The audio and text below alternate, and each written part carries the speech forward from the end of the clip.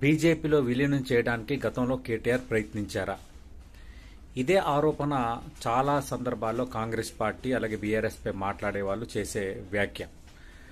కవితను liquor scam నుంచి తప్పించాలి, అలాగే అన్ని రకాలుగా సహకరిస్తాం, మా ప్రభుత్వ హయాంలో అవినీతి విషయంలో మీరు తదుపరి చర్యలకు ఉపక్రమించొద్దు, అప్పనంగా మా పార్టీని విలీనం చేసేస్తామని కేటీఆర్ బీజేపీకి మాట ఇచ్చారు. బీజేపీలోకి బీఆర్ఎస్ విలీనం అయిపోతుంది. ఈ తరహాగా విపరీతమైన కథనాలు, విపరీతమైన చర్చ కొద్ది రోజుల పాటు జరిగింది.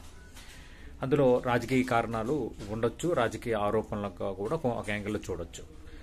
లేటెస్ట్గా అనకాపల్లి ఎంపీ సీఎం రమేష్కి సంబంధించి రేవంత్ రెడ్డి సీఎం రమేష్కి చెందిన రిత్విక్ కంపెనీకి అప్పనంగా కాంట్రాక్ట్ అప్పగించాడంటూ కేటీఆర్ చేసిన కామెంట్స్ పై సీఎం రమేష్ రెస్పాండ్ అయ్యాడు. ఆయన ఏమంటున్నాడంటే, అటు బీజేపీలో కలవడానికి విశ్వ ప్రయత్నం చేశారు, మా ఇంటికే వచ్చాడు, నన్నే మధ్యవర్తిత్వం నడపమన్నాడు, భారతీయ జనతా పార్టీతో నేను మాట్లాడితే తెలంగాణలో పూర్తిస్థాయి అవినీతి చేసిన ఆ పార్టీతో కలవటానికి భారతీయ జనతా పార్టీ నేతలు సిద్ధపడలేదు, విలీనం చేసుకోవడానికి కూడా సిద్ధపడలేదన్న అంటూ సీఎం రమేష్ ఒక కామెంట్ చేశారు.